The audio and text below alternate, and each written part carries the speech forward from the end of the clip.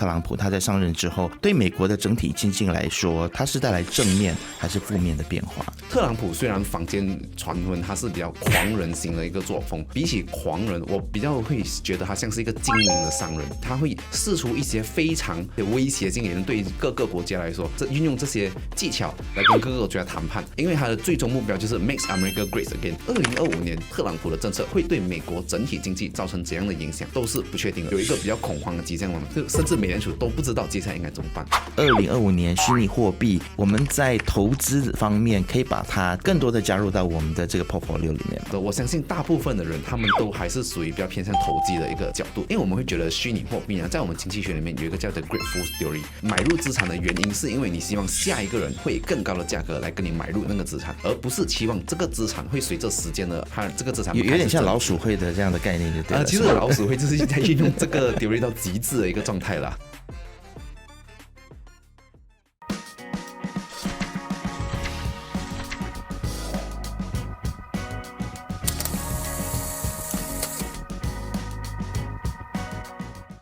嗨，你好，我是能杰。这个时候你在收看以及收听的是由 BFM 财经所制作的自由时事。那么今天呢，在这一集自由时事当中呢，我们要来聊经济，要来聊的是美国的经济。眼看就已经来到了年尾了，我相信很多人都很关心说，到底明年全球的经济会是怎么样子？那其实在思考全球经济的时候呢，首当其冲的我们就是要来先看这个最大的经济体啊，美国明年的经济会如何？那么其实美国在2025年呢，会进入一个全新的特朗普 2.0 的时代啊，很多人就认为说呢，这肯定会对于美国乃至全球的经济，包括我们马来西亚的经济呢，带来一些的影响。那么特朗普呢，他已经明说了，他宣誓之后呢，就会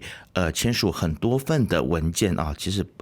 在他宣誓之前呢，他就已经做了很多的声明了啊。那其中包括了像是他会快速下达的命令里头呢，就包括了对内的减税，还有对外的增税，还有落实更加强硬的移民政策等等啊。那么其实这些的政策在落实下来之后呢，对于美国会造成一些什么样子的影响？今天我们就很高兴邀请到了 iFAST 的投资研究高级分析师许凯盛来到我们节目当中，跟我们做详细的分析。凯盛你好。大家好。是。好，那其实呢，我们先来回顾一下美国在2024年，就是今年的一些经济表现啊。有些人就会认为说，就是因为美国的经济很不好啊，就是民生疾苦啊，所以民主党才会败下阵来啊，让特朗普有机会。你自己怎么看？其实2024年这一年，美国的经济真的这么差吗？其实我觉得美国2024年的整体经济它可以不算是那么的差，相比之下我反而觉得它来得比大家想象的还要更好。我们可以从一些像是 labor market 就是他们的劳动力市场，我们像是从一些 non-farm payroll、unemployment rate 这些种种的迹象都指向了，其实美国的劳动力市场还是非常的强劲的，甚至我们从最新的这个美联储它的这个声明也显示了劳动力市场的这个强劲的迹象还没有减缓，而且它并不会造成大家对于经济的恐慌，所以这一切都指向了美国劳动力市场依然强劲。那么另外一个方向来到通胀，通胀率也是大家非常关注的一环，因为通胀自2022年开始，大家一直在讨论这个通胀整个问题嘛。那么美国通胀虽然从大环境来说，就是从整体2024年，它有一个下降的趋势，但其实以现在来看，通胀还是保持在2%以上，就是还是稍稍有一些过热的情况。所以总的来说呢，其实我们觉得2024年美国的经济还是依然来得比大家想象中强劲，而且我们相信这个强劲呢，它会继续保持直至2025年以及2026年。OK， 好，那其实你提到通胀这件事情，我就觉得蛮有趣的，因为其实通货膨胀呢，就是让美国的人民觉得生活非常的痛苦啊。那甚至有在美国的朋友，他们都常常会给我看秀出他们的这个生活用品的啊，当他们在购物的时候，那个价格其实真的是让我觉得非常难想象的啊。所以在2025年，你觉得这个通胀的这个问题，它会不会得以减缓？然后其实整体的这个经济走向，特别是我们刚才说到特朗普他在上任之后，他会做出很多的比如说在税务上面的一些政策啊。你觉得他入主白宫之后呢，对美国的整体经济来说，它是带来正面还是负面的变化？其实我们先从美国的经济上来说吧。对于通胀这个问题呢，我想不管是美国，甚至我们来到马来西亚，大家对通胀，怎样解读通胀，大家都有各自的答案，所以我们只能从数据的角度来分析。至少以数据上来说，整体通胀是有滑落的迹象。那么大家比较关注，就是跟民生息息相关的，包括像食品，包括像能源的通胀，其实它已经下滑到了一个比较正常的趋势。那么是什么原因让通胀维持在现在的高位呢？其实一是来自于service inflation， 就服务性通胀。比较简洁的例子就是，每一个人都可以接受加薪，可是不是每一个人都可以接受减薪这个事情。所以其实在，自 COVID 以来，其实美国的整体服务性通胀，他们达到了一个高峰之后，你要开始减弱服务性通胀，已经没有那么容易。就是说，从一个雇主的角度，他要雇员来减薪，不是那么容易的事情。所以说呢，对于美国人民来说，他们 need to embrace for the new era， 就是说他们必须要接受新的时代已经来临，就是他们要接受通胀会保持在比较高的一个价位。回到特朗普的问题，那么特朗普入主白宫，就是明年1月他入主白宫之后，他好的地方以及不好的地方，我们先从不好的地方吧。特朗普虽然坊间传闻他是比较狂人型的一个作风，不过其实我稍微用另外一个词，他比起狂人，我比较会觉得他像是一个精明的商人。因为特朗普他的这个作风，其实我们从特朗普1.0，我们已经发现，特朗普他的作风是在于他会释出一些非常激昂的言论，非常有一些威胁性的言论，对于各个国家来说，而他再从那边开始，他在运用这些技巧来跟各个国家谈判，因为他的最终目标就是 Make America Great Again， 让美国得以强大起来。所以说，这个对于特朗普不好的地方在于不确定性，这也就是为什么你可以看得到，在2016年特朗普第一次宣布当选的时候呢，在第一天，其实美国的股市是整体下跌的。可是当大家意识到，其实特朗普他是狂人，他并不是疯人，所以说大家意识到这个情况的时候呢，其实你可以看到，在2017年就特朗普担任的第一年，美国的股市是整体的向上的。一个不好的角度来说，特朗普我们唯一一个不能把握就是它的不确定性。可是，在投资的一个角度，在我们从经济的角度看，我们不就是从一堆不确定性里面寻找确定性吗？所以，对于特朗普整体来说，他什么东西是不确定的？他的政策。他可能会释出的一些对各个国家的这些态度，这些是不确定的。那什么东西是确定的？他想要维护美国的利益，这个是确定的。另外一个确定的是什么？排除特朗普的因素，美国整体企业的盈利，美国的科技发展，像包括 AI， 包括像之前一些量子晶片等等这些东西都是确定的。所以我反而会觉得呢，特朗普如果他一旦有释出一些对市场不那么友好的政策，而导致市场的短暂下跌的话，我反而觉得，身为一个投资者，你可以趁这个机会来趁低买入，因为你是在从一堆不确定性里面寻找确定性。所以这就是我觉得，投资者如何应对特朗普当选的这些步骤吧。因为我一直听到说，就是包括华尔街哈，或者在整个投资界，其实是非常不喜欢不确定性的。但是很像对于特朗普，并没有那么不喜欢。他虽然他有很多的不确定性，但就像你所说的，我们要在他的这个不确定性里面去找到他确定要做的事情，对吗？那如果提到他确定要做的事情呢，看来对于中国。要用关税壁垒的这个方式来跟中国继续打贸易战，这个是蛮确定的事情，因为我们看到他的团队里面有很多很强硬的鹰派啊。但是这个关税其实它可能会打击到中国的经济，或许也会打击到美国的经济。所以你觉得其实对于中国加重中国的这个关税壁垒呢，美国会受到这样子的冲击吗？其实特朗普在上次当选的时候呢，他也是祭出同样的政策，也就是他会提出一些非常威吓性的一些言论来震慑其他的国家。那么我们可以看到，其实，在一些其他国家，像当初像墨西哥，像是一些其他欧盟国家他们是比较保持软弱比较礼让，就这类型的这个立场嘛。应该说，其实他们就是想要保持一个弹性了。对，他们想要保持一个弹性。那么中国就反而，因为中国，其实我们在坊间上也有一个传闻，世界需要中国多过中国需要世界。因为中国它本体它就有这一个庞大的人口这个红利，第二，中国它里面的这些commodities 这原产品，它也是保持在世界排行一个位置的，所以就是说它其实让中国它有着非常大的这个谈判的资本。来跟各个国家谈判，我们从2018年的整体投资的这个环境来看，我们可以看得到是，当大家发现，其实美国跟中国好像开始有友好的这个迹象，你就看到股市高歌。相反，你看到市场开始有流传，这个谈判可能不是那么的行，但市场就下跌。所以我们看得到，在2018年整体的整个投资的布局都围绕在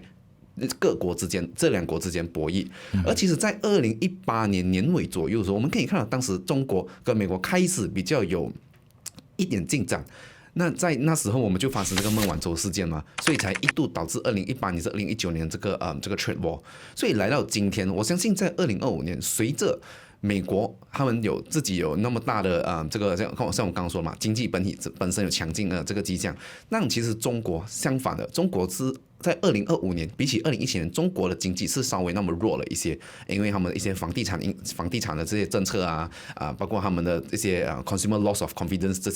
这些因素，所以其实中国跟美国之间谈判的这个强硬度呢，我觉得稍微有可能会有减弱的迹象。所以说2025年。我相信整体的投资布局还是会围绕在两个国家之间的博弈，而美国他们最需要达到的一个目标就是他们要如何，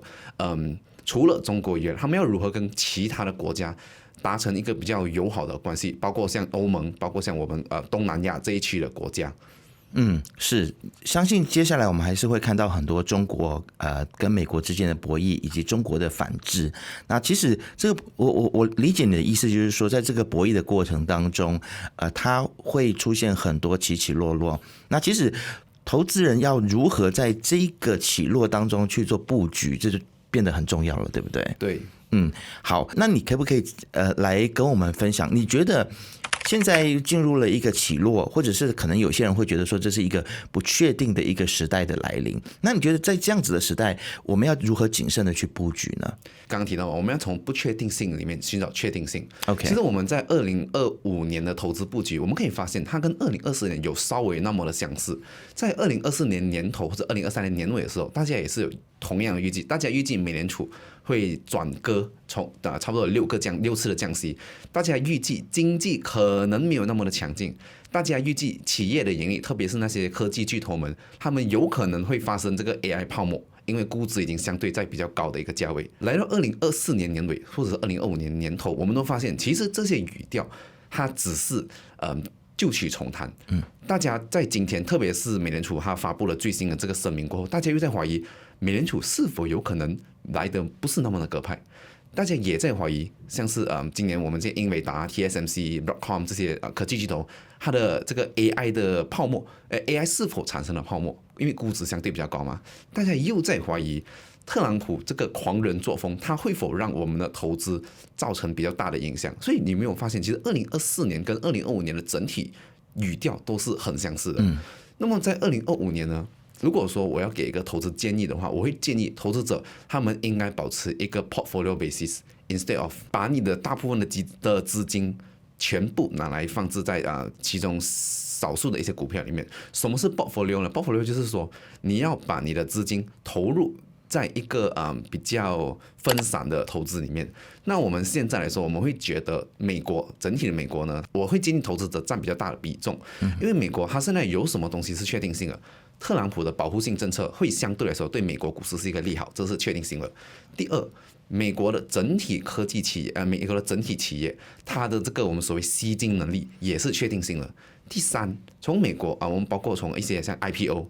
这些上市的国家，我们可以看到，美国在过去10年里面，它在全球金融市场的这个 dominance 也是确定性的。所以这就是我们会建议投资者，他可以把他们一大部分的资金保留在美国。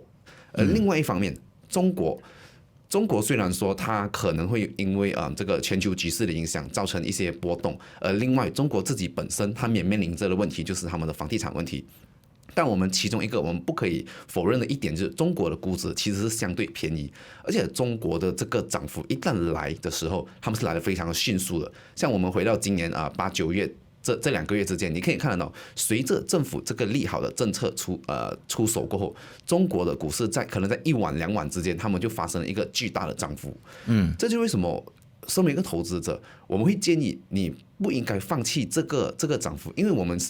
刚说了，不确定性里面寻找确定性。对于中国政府来说，不确定性是什么？不确定性是你会几时，你会怎样祭出这些政策。所以你会建议说，其实中美两边都要押宝就对了。对对对，好，这个关于中国应不应该押，我们这个觉得这是另外一个很大的一个课题，我们可以再来讨论啊。但是回到美国的经济的部分的话呢，其实我们看到说，特朗普他不只是要对中国加税，他可能跟他有贸易逆差的国家，他可能都要加税啊。那你觉得说，这个其实是一个谈判的筹码嘛，对不对？但是他是不是真的是能够让制造业回流到美国？因为我们知道说要让制造业回流，它的因素还包括了你的人事成本，还有你的整个制造成本等等。其实制造业是非常的看重成本的，当你的成本下不来的时候，可能制造业也不一定会回到美国。你怎么看呢？其实对于制造业会否回流到美国，我觉得这个可能性是蛮大的。对于美国企业来说，其中一个我们无法否认的就是它的人力成本会相对来说比较高。一来是因为像我刚提到了嘛，服务性通胀是相对顽固的；二来也是因为美元它相对起其他国家，它还是保持在一个比较高的价位。这是为什么制造业回流到美国呢？相对来说成本会比较高。那么对于为什么我还会觉得制造业回流美国是可能的，是因为美国企业有很多都是属于高端的企业。我们可以举个例子吧，其实制造巨头在世界各国，以前我们有中国，我们有印度，现在我们在东南，我们有马来西亚，我们有印尼，我们有越南，这些国家它很多，我们的优势在于哪里？我们的人力便宜，我们的国家的这个货币相对来说比较便宜。可是相对来说，比起美国，我们生产的东西呢，会是相对比较低端，比较需要labor intensive 的一些产品。那么对于美国来说，为什么我们会觉得美国像其他一些高端国家，像日本，我们会觉得它会开始迎来一个制造业的高峰？是因为随着像我刚才讲特朗普的保护政策呢，它会吸引美国企业开始把钱投资在美国。这间接呢，因为没有办法嘛，美国它毕竟拥有着世界上高端的这些科技。所以它其实就会吸引各个这些企业们把钱放回去他们的制造业里面。而第二呢，是随着现在因为科技越来越发展了嘛，我们可以听到像 Industrial 4.0，像是包括 AI， 其实这些呢，它都可以从一个长远的角度来大大减低你对人力的需求。所以 indirectly， 我都会觉得种种迹象呢，它都会让美国的制造业迎来第二段的高峰了。OK， 就是自动化跟 AI，其实我们不能够再用旧的这个思考去想这个制造业的成本现在有了自动化之后，那如果美国他们大量的使用自动化的话，那可能回流的这个几率还是蛮高的啊。其实我们来聊一下关于这个2025年啊，你认为这个美联储在明年上半年加息的路径会如何发展？可不可以跟我们分享你的想法呢？其实美联储加息的路径呢，它从2024年我们分成两个步伐吧，2个阶段吧。第一个阶段就是美联储在上半年的时候，它还是来得相对鹰派的，因为在那个时候通胀跟劳动力市场都没有给出一个比较明确的方向。那么来到下半年，我们可以看到美联储它相对来的鸽派，因为那时候我们也可以从美联储一些最新的声明，它已经都显示了，其实它里面大部分的官员或者说整体每一个官员都认为通胀已经达到了某种成就，而同时美国的经济也在稳步成长，所以说他们已经来到是时候降息了。来到2025年，至少我们可以从最新的这个最新的 FOMC meeting 来说呢，为什么市场会被这个声明吓到了？其中一个原因就是，当大家觉得美联储开始要转向的时候，2025年美联储他们释出了这个声明，可能就是在告诉市场，我们也不知道接下来怎么办。2024年下半年呢，大家都已经知道美联储会跟着一个 data dependent approach， 就是随着数据行事。2025年因为有很多的不确定性，包括特朗普的政策会对美国整体经济造成怎样的影响，都是不确定的。所以大家就有一个比较恐慌的迹象嘛，甚至美联储都不知道接下来应该怎么办。美联储从最新的声明呢，美联储最新的点阵图显示，它的这个中性利率将会从就是美联储预计2025年的整个降息步伐会从3次减至2次。这个是最新的这个点阵图了。不过我有一个东西我想要跟各位听众朋友分享的，就是不管是市场预计，不管是美联储预计，其实我们回顾过去是2022年以来，我们可以发现大部分的时间都是错的。2022年的时候呢，市场预计可能我们的这个美联储的增息政策到3%可能就可以停了，但其实站到今天我们都知道是错了。一度市场认为有6次降息在今年年头的时候，当然来到今天我们也知道这是错了。所以说现在美联储预计会有2次降息，市场之前预计3次，现在回调是2次，有没有可能是对的呢？老实说，没有人有这个答案。What I want to highlight here is，对于投资者来说，你要从不确定性中寻找确定性。不确定性就是美联储的步伐会这样，你不知道。确定性呢，就是你的整体通胀是在回落，你的经济是在稳步成长，这是确定的。所以说，美国不管美联储接下来它的政策是，不管他们的声明有如何的这个调整呢，这个整体的大方向来说，我觉得美国还是值得让投资者一看的。好。了解，我们接下来来看一下美国的股市哦。你觉得美国的股市在接下来2025年的时候呢，是乐观的吗？整体来看的话，整体来看的话，直接进结论吧，我会觉得是乐观的。不过2025年比起2024年呢，可能波动性会来的比较大。波动性比较大。对，其实整体2024年截至昨天呢，美国的这个宏观指标普500，它涨了差不多26%左右。纳斯达克科技指数它也涨了差不多30多%左右，这是为什么呢？这都是来源自因为市场对于整个科技发展的这个愿景啦，来的涨幅啦。市场很有期待。对，市场很有期待。那么来2025年呢，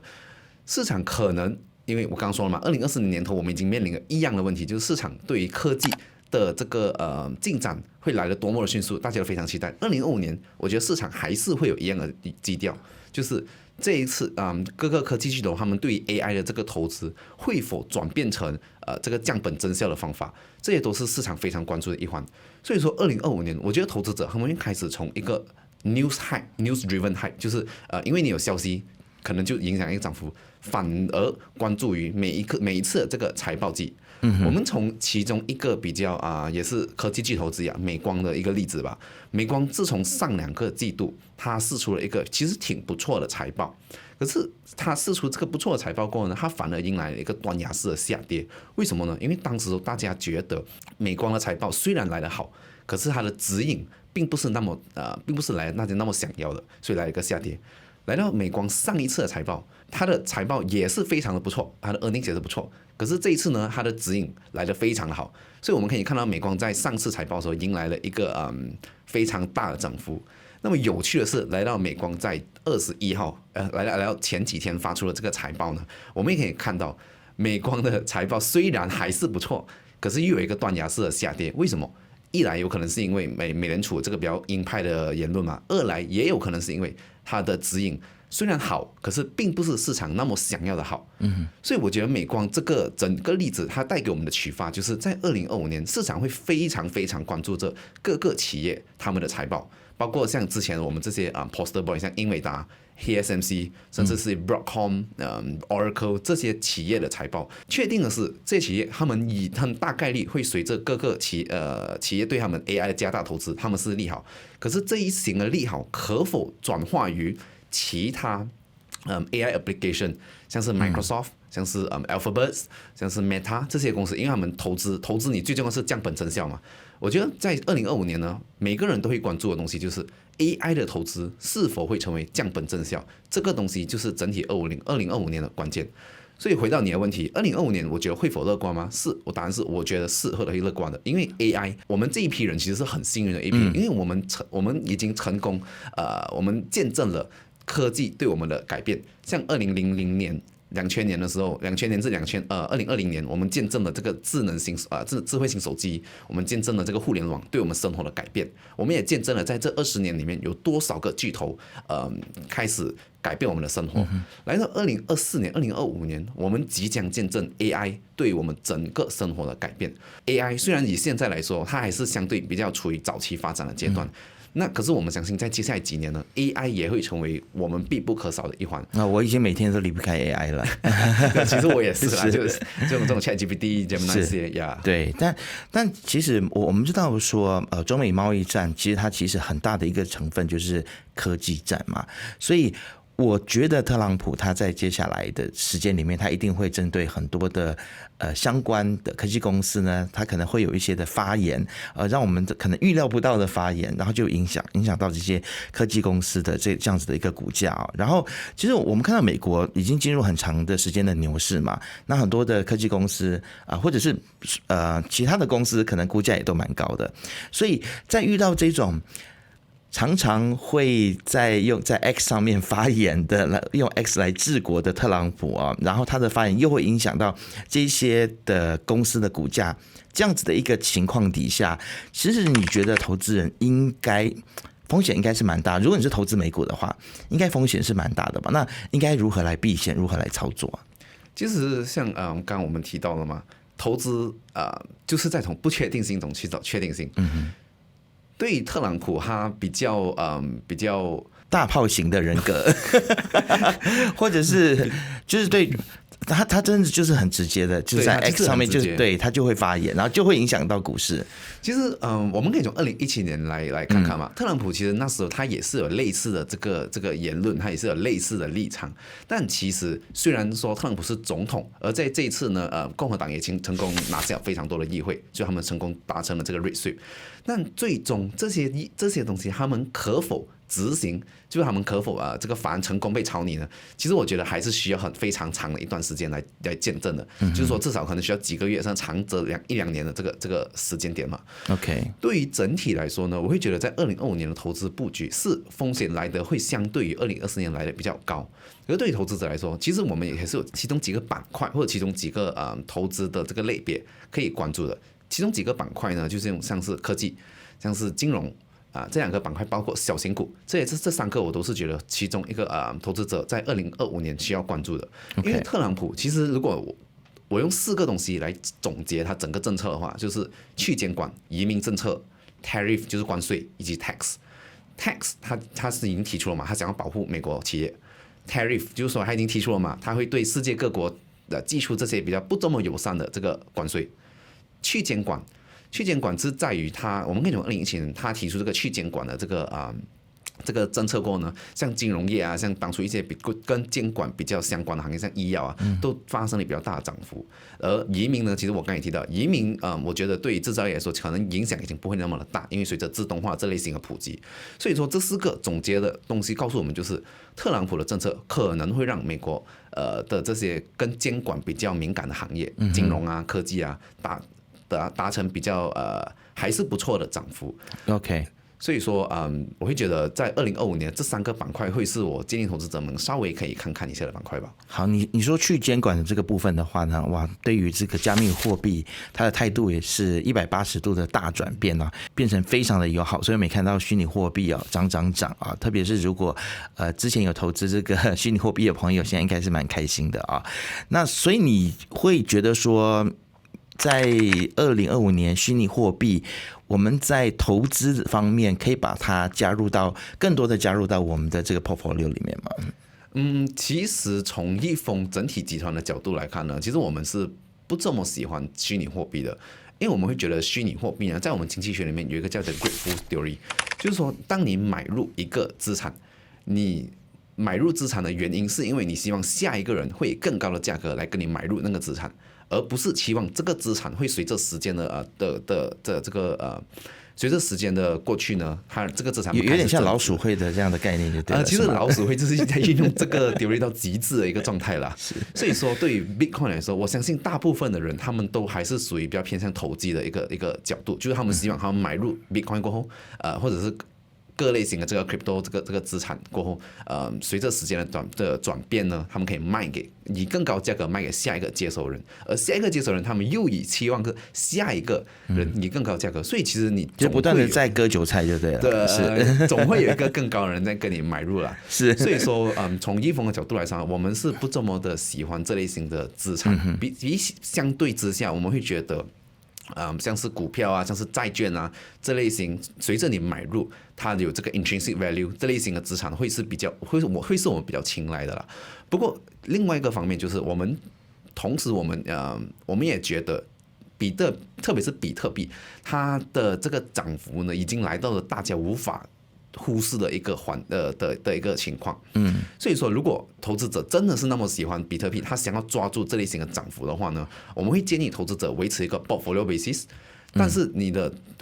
比特币的这个 holdings 呢，绝对不可以超过你的风险，这就是我会觉得投资者我会给予投资者一个建议的就是如果你有闲钱的话，然后你不太用到这笔钱啊，不是用到它来救命的话，或者生活的话，你可以拿这个闲钱去投资比特币的意思。对。好，那最后有没有什么样子要给我们的投资者一些的提醒，或者是对于2025年的整体的这个美国股市也好，或者是对今天的主题，你还有什么要来补充的吗？整体的这个投资市场在2025年呢，我觉得还会是相对乐观的一年。所以说，投资者虽然说每一年我从10年前开始我的这个投资的旅程过后呢，其实在每一年我们都有非常多的不确定性，甚至是在我印象是2018年左右的时候，大家市场开始有流传10年一度的金融海啸要来了。可是来到今天，我们来到2024年、2025年，我们可以发现，其实金融海啸这类型比较恐慌的言论，它最终是否有发现呢？甚至一度在 COVID， 人家也觉得世界末日。但来到2025年，我们发现人类的适应性其实是非常非常之高的。所以说呢，我会建议投资者